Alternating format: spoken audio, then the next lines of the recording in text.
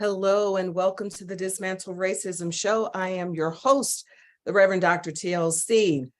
The goals of our show are to uncover, eradicate, and to dismantle racism because we really do want to create a world where racial equity exists for everyone. Want to remind you, if you have not, to please subscribe to the show on your favorite platform, whether that be Apple Music, Apple Podcasts, Amazon, any of the places where you like to stream your podcasts. I also want to invite you to tell a friend about the show because we really do want people to be informed about ways in which they can eradicate racism. Let us begin the show as we always do by taking a moment just to center ourselves, to focus on the topic at hand, to ground ourselves. So I want to invite you into a moment of just closing your eyes, if you would, and just begin to breathe in and out, connecting with your breath, which centers you and grounds you, but it is a symbol of your life. Take in a deep breath and release that breath, recognizing that you are a divine being. You were created to be here for such a time as this. Breathe in and out, recognizing that you matter and what you do matters. You are interconnected, not just with the people that you see every day, but with those people who stretch far and wide. You make a difference. So breathe in and out, connecting with your creativity, your imagination, your calling, and give honor to that. Give honor to your sacred source, whatever that is for you. And just recognize your divine wisdom, your divine intelligence. Breathe in and out, connecting with your power and your ability to face the challenges that you experience. Your ability to shine your light in the world. And your ability to change the status quo. So I want to invite you to take another deep breath in and then release it, giving gratitude for yourself, your sacred source, all those who come before you, and those who support you now. And as we take one more deep breath in and sigh it out, we say, and so it is, Ashe, and Amen. Well, this morning on the show, we are actually going to continue a conversation that we started last week. We'll have a couple more shows where we're talking about this as well. But we are going to talk today about affirmative action, access, and opportunity. President Lyndon B. Johnson said, "Until justice is blind to color, until education is unaware of race, until opportunity is unconcerned with the color of men's skin, emancipation will be a proclamation, but not a fact." Well, justice is not blind, education is not unaware, opportunity is not unconcerned. And yet we know that the Supreme Court recently ruled against affirmative action policies, thereby, to me, perpetuating a system that limits access and opportunity, not only for people of color, but for poor people as well, and for people who are differently abled. And so today on the show, I am delighted to welcome back my guest, Erik Clemons, who is president and CEO of ConnCAT. And we're going to look at some of the complexities and nuances and the mixed messages that we sometimes get around this conversation on dismantling racism. You know, in 2020, it seems to be that there was this uptick of people who were interested in dismantling racism. And we saw a lot of things that I consider performative. And just as we're really trying to expand what it means in terms of diversity, equity, inclusion, and belonging, we now have the Supreme Court making this ruling. And so today on the show, we will focus a little bit on affirmative action, but today's show is really more about opportunity and access. And so I want to welcome back again, as I said, Erik Clemons, who is the co-founder of the Connecticut Community Outreach and Revitalization Program, ConnCorp. And he is also the interim president and co-founder of ConnCAT. So a lot to say there.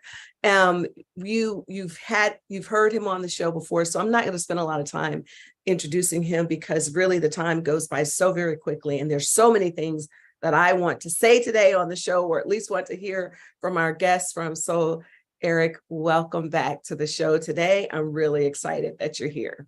Oh, thank you, Dr. Terrell. Good morning, and good morning to everyone.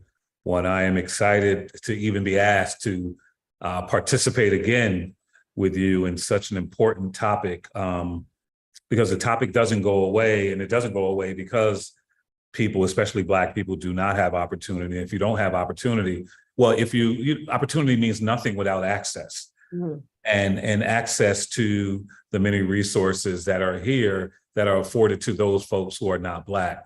And so I'm more than happy to have a conversation with you about that and where we are and where we could go. So I went back to listen to our previous show. It was a good show, I must say. And there were a lot of important things that I believe that you said on the show. And in the last show, you started the conversation by saying, I've been poor longer than I've been privileged. And we talked a great deal about overcoming conditions. And so I want to go back to that because you talked about overcoming the conditions that you lived in. And there were so many great things, because the other thing that you said was success has been the result and not the reason for what you do. And I always talk about having a sacred motive for the work that we do. In that conversation, you shared how there were a number of individuals, particularly white individuals, who conspired to provide an opportunity to you. And so I wonder, as we think about what has happened in the recent rulings around affirmative action, which denies access to a lot of people, how does that impact opportunity? First of all, I think it's important to think about, and to the extent that we can discuss, who's making those decisions, right? And most often there is, if not always, there are people who've had a hand up themselves, not only a hand up, but I'm sure hands up themselves, because I have not yet met a human being yet who has done anything remotely successful that someone didn't help them. Mm-hmm. And so I think it's really important to turn our eyes and ears and gaze on the folks who are making the decisions for the masses of people, and what their histories are and what has catapulted them, and I mean catapulted them to the place that they are now. And I would bet you it is not just a good education alone. Well, of course not. And even when you think about this idea of legacy, right? Because that's another thing that's going to come up with all this pushback about affirmative action. If you're getting into a school, if you're getting a job because of the good old boy network, isn't that the same thing as affirmative action? It's just a different color. Absolutely. It's a different ballgame. Absolutely. And so, white folks have experienced affirmative action since birth. Not only since their birth, but the birth of this country. And so I find it very difficult, and I'm not saying anything that anyone else hasn't said or thought about. I find it very difficult to think about the repealing of affirmative action for those folks who, for the most part, systems that have been created to leave them behind and render them immobile. So it's not even people being left behind. They're not even able to move forward. That's right. That's right. And so, those, to the extent that we can have conversations about that too, is good. But again, as I said in my opening, opportunity means absolutely nothing without access. That's right. And what I mean by that is access to resources, access to people who can help you move forward and help you navigate this world in a way that will allow you to help the generations behind you. Because people hold, a lot of people hold these compasses within themselves. And, they only kind of show you the ways to go if in fact you deem yourself worthy. Well, so that's another part that we're going to get into that too, because I do want to talk about recognizing opportunity. But you said something really interesting, which is basically, even when you have access, you need someone to guide you to have access to the next step as well, right? So for instance, we know that a lot of students, first generation students, in fact, who go to college, who may not have the support that they need once they get to college to even know how to navigate systems. And in the work that I do on dismantling racism, I often talk about navigating whiteness, because the backdrop of everything we do is built on a white society. And there are things that you have to know how to do to navigate this particular world that we live in, this country that we live in. We have to know how to navigate it, because white people have built the structures, right? And even white people have to know how to navigate whiteness. So one of the things that happens is getting the access, perhaps getting the opportunity, and then not having the follow through. And so when we talk about affirmative action, when we talk about access and opportunity, it's much more than just opening the door, giving someone. I think the idea of college going is a salient example of what we're talking about. So thank you for bringing that up. We have the opportunity to go to college if in fact we have the wherewithal to do so, the criteria, if we fit that criteria. Now, college becomes very difficult, although you have the opportunity, if you don't have the access to finances, right, other resources, right, and something we don't talk about enough, information. That's right. A lot of times people are held back or go in reverse because they just don't even have the information. And that information is held within people, as I said before. Well, when you say held within people, not just in the person themselves, but it's also held within other people to be able to share that. So when we come back, because you always say so much, there are like 50 questions from there, but when we come back, what I do want to talk about, because you mentioned this on the last show, people in poverty recognizing opportunities. So I want to be able to touch upon that. And then there's some other things that you just mentioned, even in the statements that you just said, that I want to tap into when we come back, because there's a whole psyche to transitioning into a world where people have access and privilege.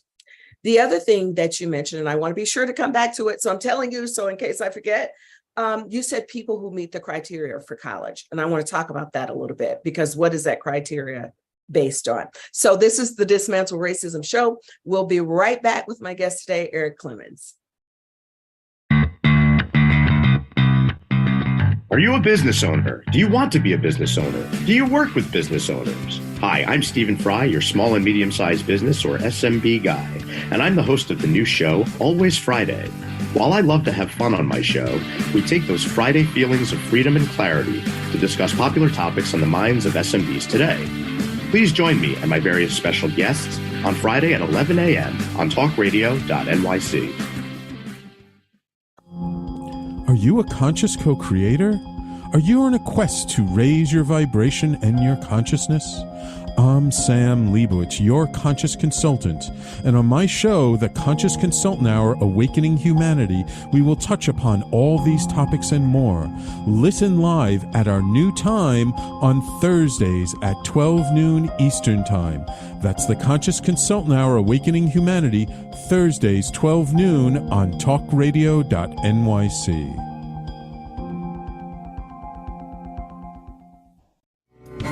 What really drives success in business? Introducing Intangify, the show that explores the intangible assets that create value and growth. I'm Matthew Asbell, your host and an attorney focused on innovation. Join me Fridays at noon Eastern to discover how innovation, culture, and other intangibles shape thriving companies from startups to established businesses. We'll share strategies to unleash your business's true potential. Tune in live on talkradio.nyc Fridays at noon Eastern and Intangify your business today. You're listening to Talk Radio NYC. Uplift, educate, empower.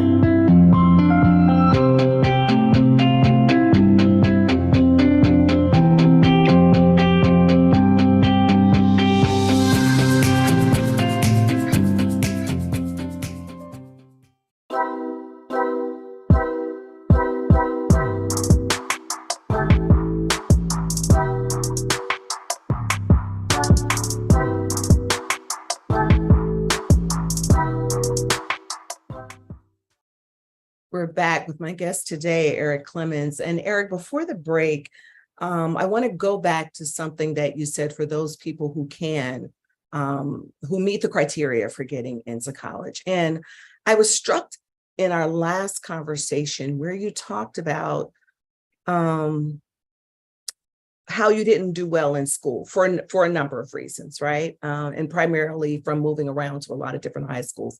You talked about not loving school, but you love to learn and you loved reading. And so one of the things that struck me was the number of kids who miss out on the opportunity to go to school because they don't meet the criteria. And ultimately you went back to school because of all the other things that you had done. So I believe that we miss out by not giving opportunity to people, by not creating a way for people to show up in life differently. And I believe that that's some of the things that you've done at ConnCAT.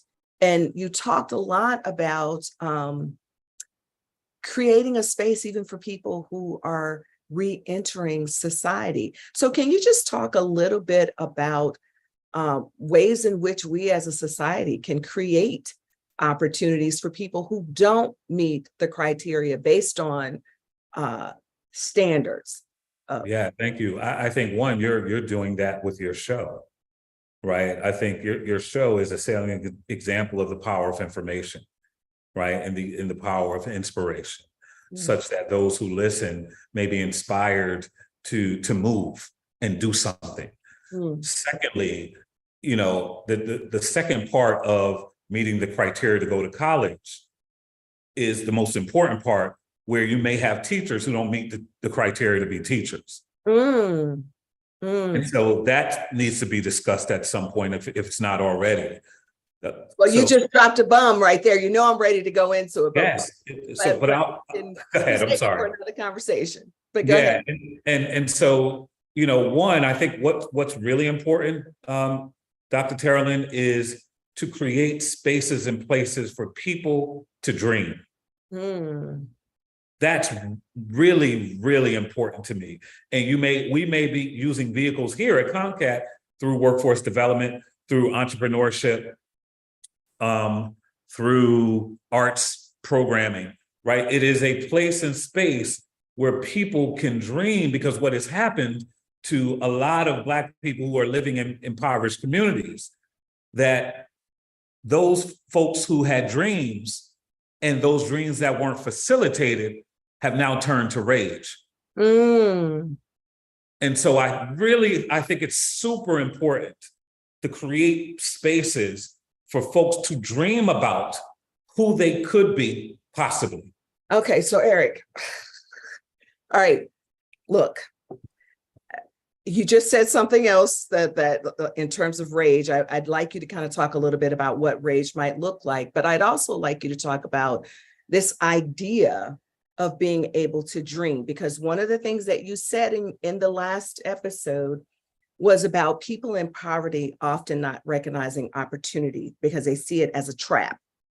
And so how do you create spaces for people to dream if in their psyche they see what you're doing as a trap? So that's two questions I'd like you to kind of hone in on for us a little bit. Yeah, no, that's a good point. What I mean by that is that there have been, and we know this, there are systems that are still in place that, again, do not allow people to be mobile in terms of class, do not allow people to see things of beauty, do not allow people to move in a way because they have the information that navigates them. When that happens, people, I think all people, I don't care what race you are, everyone dreams. Everyone has a vision of who they want to be, where they want to live, what they want to do in life, what their contribution to the world could be, given the gifts and talents. And I believe God, I'm a believer like you. I believe God gives us special things. Of course. And when the outside, the external that has been created does not allow for the internal to flourish, that's when those dreams die. Well, and I think that for many kids, those dreams die, particularly impoverished kids, they die very early on, like 10, 11 years old.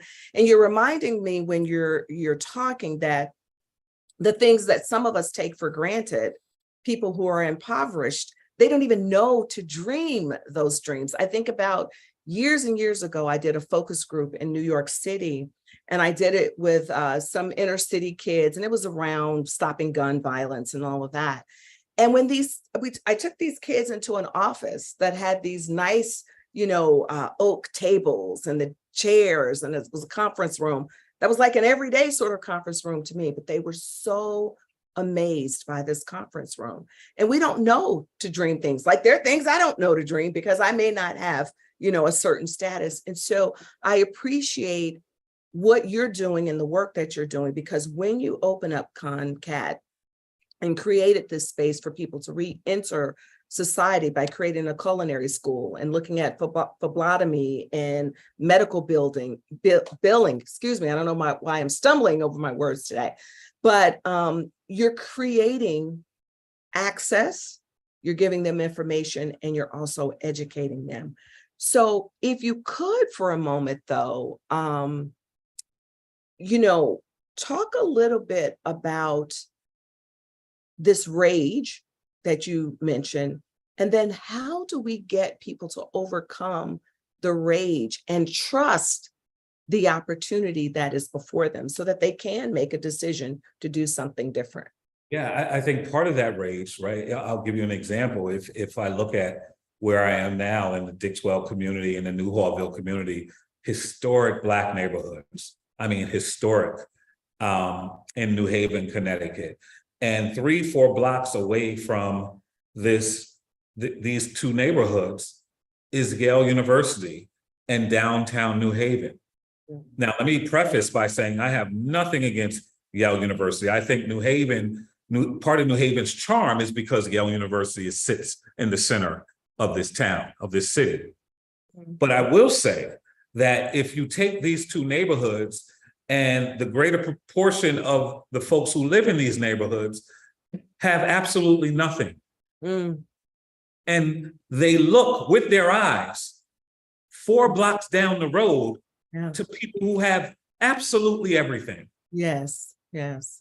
And so I would be enraged because I am seeing absolute opulence in front of me, while at the same time having to calculate how I'm going to eat tonight.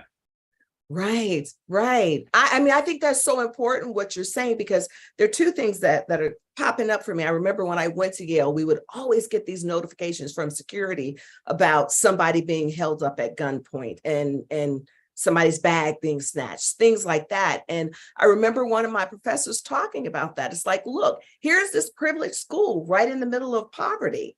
And so just look at those two continuums. And I think about, and this is a whole nother show too, how white universities come into our neighborhoods, buy up the block for what they need, often not wanting to share it. And I'm not saying that that's the case with Yale, but they don't pay the same taxes even that we have to pay, right? And sometimes don't want to, again, to share, because that's one of the things I'm battling with in an area where I am. It's just like gentrification occurs. You bring in all of these wonderful things for the students who are attending or the folks who can afford it. But what are you doing for the community? That is really the biggest question. You're absolutely right. And I think in some, when you think about the violence and the crime and those who are perpetrating violence and crime, to me, the sum of that is, although it's very complex, but the sum of that is, why would I value humanity? All around me, no one is valuing my humanity. And so humanity becomes something that is not what we think of it. And so when my humanity is not valued, and I don't value humanity, it becomes very easy for me to commit acts of violence or crime. Because ultimately, I need to eat. I need to feed myself and or feed my family. Because the world is telling me they care nothing about me. So how have you all, in the work that you've done, not only at ConnCAT and the work that you've done with ConnCorp, how have you helped people to see a different way of life? I mean, because there must be barriers when you're trying to get people into school. So what do you do to? I think, first of all, it's important to note that the trainings and the economic development pieces that we have, those are vehicles by which we are engaged in authentic relationship with them, which is really important. You can get people to see possibilities by virtue of how you treat them and talk to them. That's number one. Number two, I think it's really important that people feel safe, because if they feel safe, then they feel alive. And if they're alive, then they have hope. And we know hope is the seed of love. And so we're moving folks to the continuum, to the prize of feeling loved. Well, Reverend Doctor, we have to take a quick break here because you're preaching already. But I want to know, when we come back, since we're talking about this piece for opportunity, did you have any challenges with getting people to see themselves, to become a part of this program that you're doing so that they can have a different opportunity in life? Because we know that some people don't take advantage of opportunity. So in the next part of our show, I want to talk about that a little bit. This is the Dismantle Racism Show. We'll be right back. I'm your host, the Reverend Dr. TLC. Are you passionate about the conversation around racism? Hi, I'm Reverend Dr. TLC, host of the Dismantle Racism Show, which airs every Thursday at 11 a.m. Eastern on talkradio.nyc. Join me and my amazing guests as we discuss ways to uncover, dismantle, and eradicate racism. That's Thursdays at 11 o'clock a.m. on talkradio.nyc. In a post-COVID world, you may have many unanswered questions regarding your health. Are you looking to live a healthier lifestyle? Do you have a desire to learn more about mental health and enhance your quality of life? Or do you just want to participate in self-understanding and awareness? I'm Frank R. Harrison, host of Frank About Health, and each Thursday, I will tackle these questions and work to enlighten you. Tune in every Thursday at 5 p.m. on talkradio.nyc, and I will be frank about health to advocate for all of us.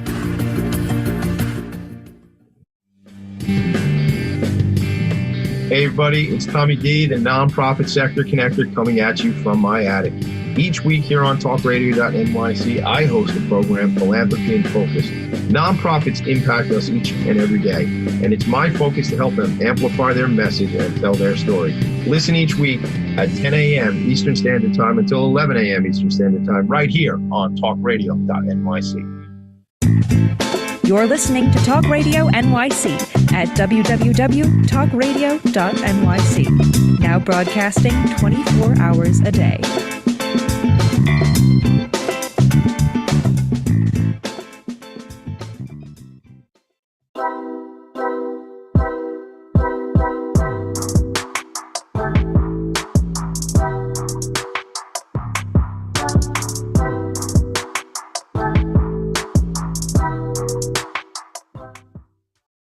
We're back with my guest today, Erik Clemons. And Erik, before the break, I was asking you to think about what are some of the challenges that you might have had with getting folks to see, if any, because maybe there were folks who were ready to come on board and take advantage of the opportunity. But if you had some, what are some of the things that you saw with people not recognizing that opportunity was in front of their eyes? I think that was the hardest part of the work that we endeavored to do. And I say we is myself and the entire ConnCAT team. And also, as you mentioned, I was fortunate enough to co-found ConnCorp. It is the issue of trust, right? That it, I was very naive and ignorant, quite frankly, because I felt like, I am basically dedicating and committing my life to working in communities that look like me, who are living in conditions I was able to overcome. And I just thought they would take to me very easily and readily. And they did not. They did not. And a lot of what I've learned is, just the past and how, these communities were leveraged for the gain of others who don't look like them.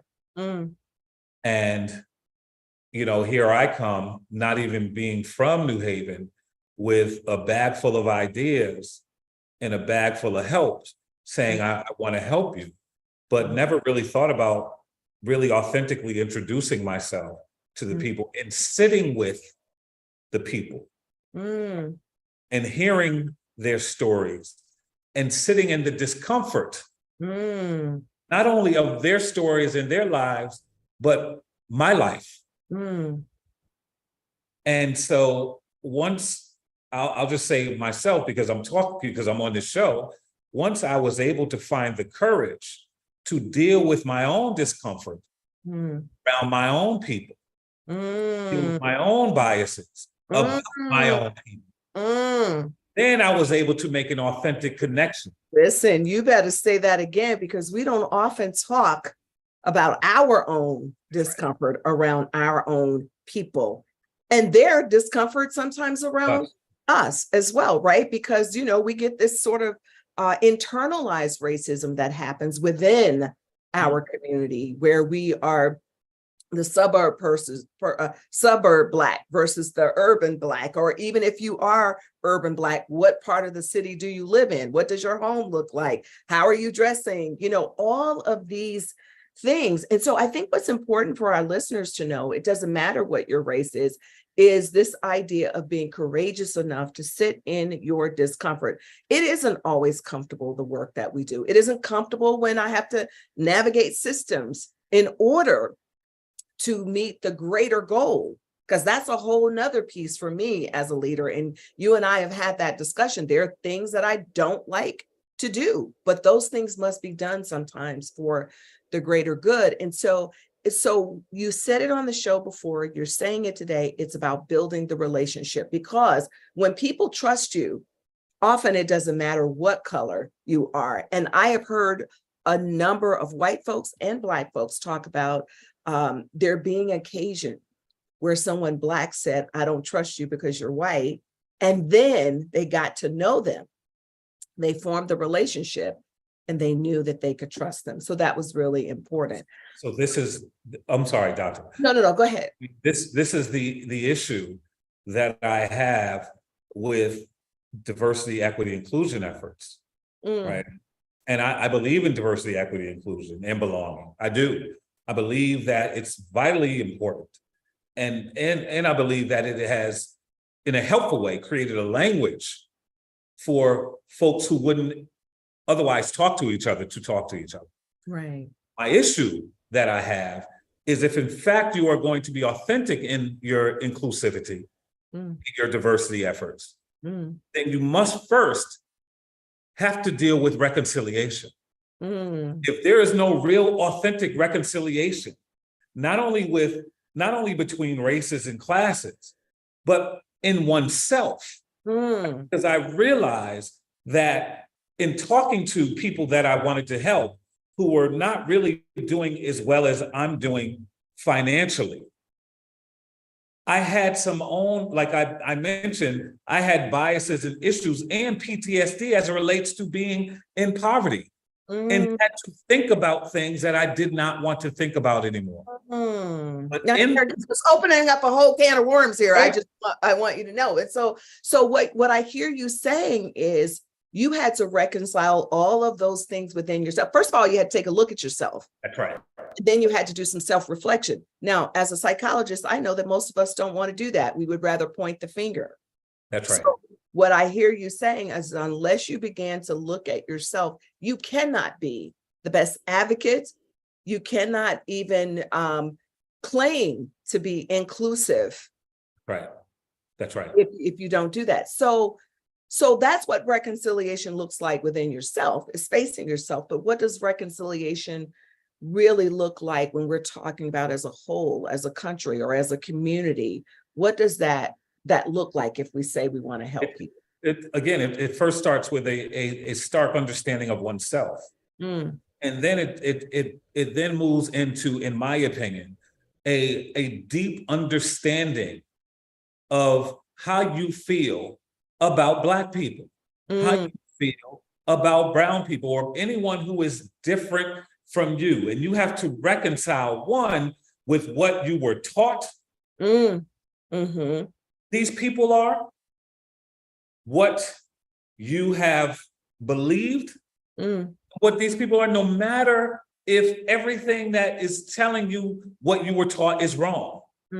Second, and thirdly, I think this is really important. You have to reconcile with the fact, as a white person, that this idea of meritocracy is a fallacy. Right. Go ahead. No. Go ahead. I want to let you finish. And so not only were you told that you did this because you were the best and you go to the best schools and this and this and that those who are not with you are not the best. Or they just didn't cut the mustard. When in fact, there are smarter people sitting on porches in Newhallville. That's exactly right. Are in classes downtown at Yale. That's right. That is the truth. One of the people who inspired me the most in life had a 4th grade education, and I believe he could run circles around me even today. So, I definitely agree with that. Now, what I do think when you talk about people having to reconcile that and to think about what they've been taught, it takes a level of consciousness, because most people don't even recognize the automatic ways in which we show up, in which we judge people. And most people, I've had people to tell me that they're not racist, but then they'll make a statement to me and I'll say, well, yeah, you are. You just don't realize that you are. That's the first thing, right? And so it takes a level of consciousness to say, what has my country taught me?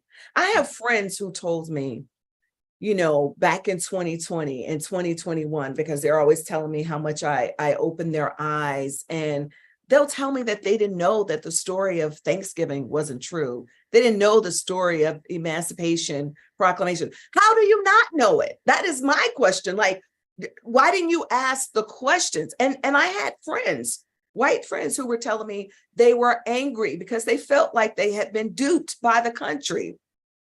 What you are talking about with reconciliation is opening your eyes up and asking the questions that you need to ask in order for you to truly engage in equity, inclusion, and belonging. You cannot take an hour class, and feel like, like oftentimes when people invite me in, I'll say, well, I'll come in to do a talk for an hour, but I'm not coming in to train you for an hour. There's no training for an hour unless you're going to do something else with it. Either you're committed to the process or not. So I'm very careful about who I choose to work with, because are you performative? And then I'm a part of your being performative, right? And so I think it's really important when we talk about taking a look at our country, and I've heard you say this before, is we need to take a look at the history of our country. And right now, they're trying to take out even the little bit of history that people know about racism in this country, trying to take it away. There's some states who don't want to even talk about enslavement. Well, it's a fact of history, right? So how can people begin to reconcile if that's the fence that they're going to? I love this idea of consciousness, which I want to hear more about, because I don't know how one would get someone there. I think that's why they have to take a class with me and other folks like me, so they can become conscious. I love that. I never thought about that. I think I've said this to you before. I think people have a tension when confronted with race, especially between self-preservation and self-discovery. And in there is hopefully a deep sense of courage and a pursuit of truth. But most often, to your point around consciousness, folks fall on self-preservation because their identity becomes more important than who it is they say they want to be. Yeah, and that's really a shame, because that means you stay stuck in those places, right? And the times I've kind of just let go, I've been able just to expand. And look, this is where what I call our sacred motive comes in, because for me, my connection with God lets me know that I'm not meant to just stay here. I'm meant to excel and go farther, and I'm meant to shine my light in a way that I bless other people in the process. And I'm not saying everybody has to do a radio show. That's why I always keep quoting Arthur Ashe: start where you are, use what you have, and do what you can. You don't have to do what the two of us are doing, right? But you should let your gifts, which you spoke about earlier, you should let your gifts guide you with what to do. And actually there is, if I could just for a moment quote scripture, the Bible says that your gifts will make room for you at the top. When you are courageous enough to hone in on your gifts and use them in service of others, you will get to that next phase of who you say you want to be. Now we have to take a break. When we come back in our last segment, I really want to talk about something that you said in the last show. You said that your gifts and preparation were connected to opportunity. And so we've just been talking about gifts making room for you at the top. I love this idea of preparation. So when we come back, I want to know, what suggestions do you have for individuals who've been denied access to certain opportunities? What, in terms of using their gifts and preparing, what do you do? Because the world will stop you if you allow it. So when we come back, I want to hear your response to that. We'll be right back with the Dismantle Racism Show. What really drives success in business? Introducing Intangify, the show that explores the intangible assets that create value and growth. I'm Matthew Asbell, your host and an attorney focused on innovation. Join me Fridays at noon Eastern to discover how innovation, culture, and other intangibles shape thriving companies, from startups to established businesses. We'll share strategies to unleash your business's true potential. Tune in live on talkradio.nyc Fridays at noon Eastern and Intangify your business today.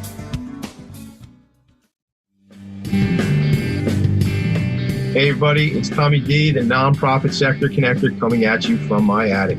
Each week here on talkradio.nyc, I host a program, Philanthropy in Focus. Nonprofits impact us each and every day, and it's my focus to help them amplify their message and tell their story. Listen each week at 10 a.m. Eastern Standard Time until 11 a.m. Eastern Standard Time, right here on talkradio.nyc. Are you a conscious co-creator? Are you on a quest to raise your vibration and your consciousness? I'm Sam Leibowitz, your conscious consultant, and on my show, The Conscious Consultant Hour, Awakening Humanity, we will touch upon all these topics and more. Listen live at our new time on Thursdays at 12 noon Eastern Time. That's The Conscious Consultant Hour, Awakening Humanity, Thursdays 12 noon on talkradio.nyc. You're listening to Talk Radio NYC at www.talkradio.nyc. Now broadcasting 24 hours a day.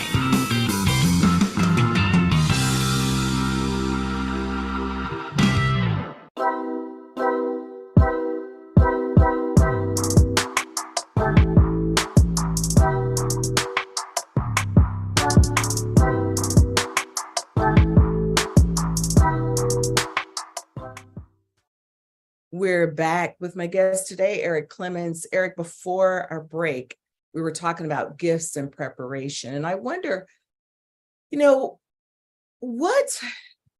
would you say to people who've been given the opportunity? Because this is one of the things that sort of can be frustrating to me sometimes.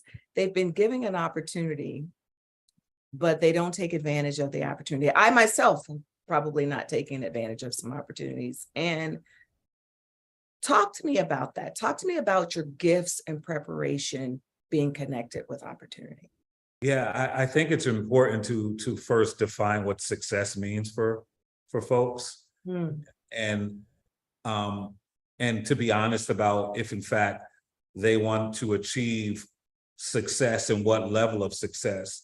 A lot of times, I believe people make the mistake of wanting to be famous as opposed to being successful. And so I think for me, it was really about understanding what I'm called to do and not being afraid. And I mean this, not being afraid to do something that I knew I would fail at in the beginning. And I believe that when I read my Bible, anyone who was called to do anything, the thing that they were called to do, they had no idea how to do it. Right. And so I live a life of just blissful ignorance a lot, because, there are things that I've been able to do now that in the beginning, I just didn't know how to do it. And that that in and of itself has rendered me successful, not because of the level of execution, but because of the fact that I got it done, and getting it done helped others, because the goal was helping others. And so that to me is successful, my ability to help others, and it's not even about helping folks have tangible things or resources. It's about helping folks facilitate the dreams that they have for their lives. And if in fact they can dream and manifest those dreams, then that in and of itself helps those who have yet to be born. And so to me, it's that pursuing the thing that you've been called to do. And that's easily identifiable because it usually chooses you, and you stay in that pursuit. Not think about, success and as you're defining it, as you work, right? If you're truly working on behalf of people, especially, you're not thinking about being successful. You're thinking about those people being successful. Yeah. So that's really important as well for me. And also, I've been able to do certain things that led me to other things.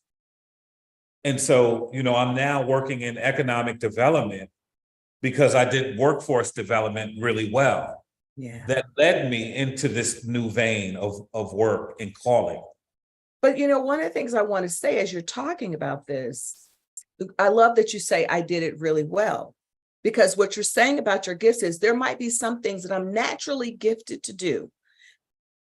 And even with those things being a gift, I still must prepare for that next phase. I still must work really hard. In fact, this is something I've been talking with my church folks about, this idea of faith without works is dead, right? And I talk about those people who had a dream, for instance, of wanting to be the greatest of all time in whatever area. Those people who had that dream, they had a gift, but then they had to work really hard at it. And I think that what I hear you saying is that, look, first of all, it's the service.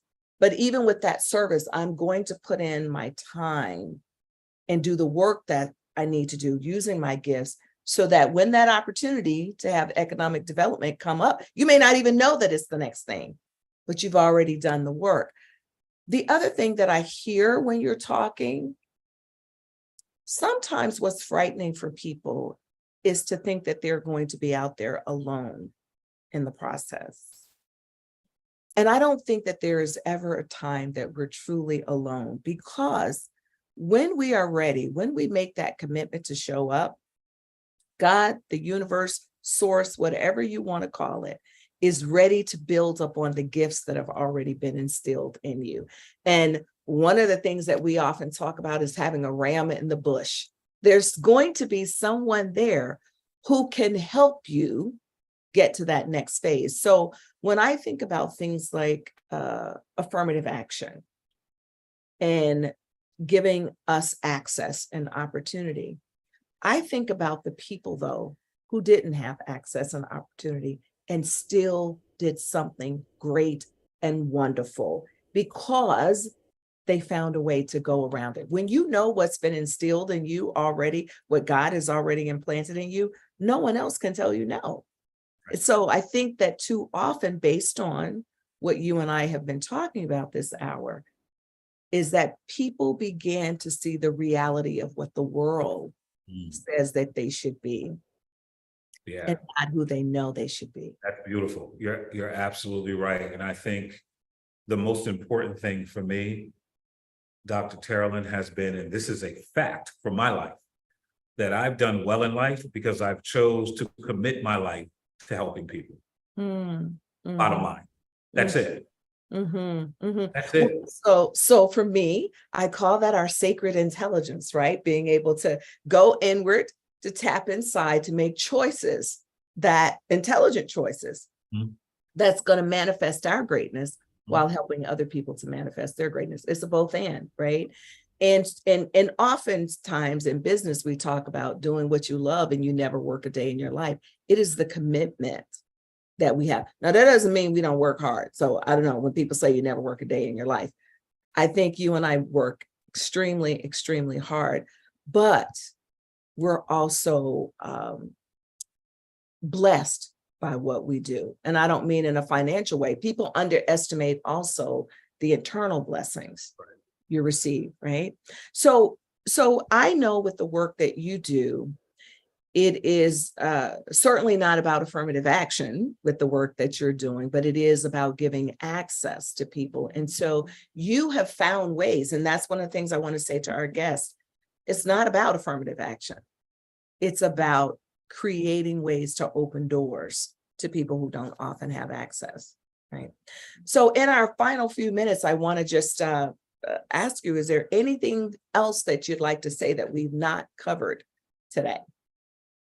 Yeah, I think it's important to note that I don't do this work by myself. I have an incredible team of people who are just highly executing and who, I've been very fortunate, Doc, that, I knew to hire people to do things that I don't know how to do. It's not even that I don't want to do them. I don't know how to do them. And so I have just a very skilled, highly executing, smart, dedicated group of people who do this work with me. That's really, really important to know. I love that. I love that. Because it is always important to give credit where credit is due. Right. And what you're saying to us is that, again, kind of speaking to what I was saying, is that, first of all, one person can't do it all. That's right. And we're all are interconnected if we go back to that. And just secondly, inviting people to do what they can, right? So we need someone to do, what is it Dr. King said? If you're going to be a street sweeper, be the best one that you can. There's something for each of us to do. There were people, and my listeners have heard me say this before, during the civil rights movement, they may not have been out there marching, but they made sandwiches for folks. So the idea is for us is to use our skills that we have. I want to thank you today for being on the show, for us to be able to talk about opportunity and to talk about access and really ways in which we didn't talk so much about how affirmative action hurts us, but we know that it absolutely hurts people having access and opportunity. But regardless of whether folks get into the Ivy League schools or those schools who will be hit the hardest, know that what we do matters and that there are ways of getting around those systems and still being the best that you can be. And so I want to just say to our listeners, if you have an opportunity, make sure that you take advantage of it, because you have to know who you are and whose you are so that you can move throughout the world shining your light. Mr. Clemons, I want to thank you so much for being with me today, for taking time out of your schedule. I know that you're a busy, busy man. Thank you so much for being here. Thank you to my listeners. And I want to invite you to go to sacredintelligence.com. If you've not already picked up a copy of my book, Dismantling Racism, I want to invite you to do that, as well as download my meditations. The Conscious Consultant Hour is next with Sam Leibowitz, where he helps you to walk through life with the greatest of ease and joy. May today you tap into that sacred part of you that allows you to make choices that manifest the good in you and those around you. Know that we're all one and exist because of one another. Make it a priority to share love, hope, compassion, and peace today. Be well, be safe, be encouraged. Until next time, bye for now.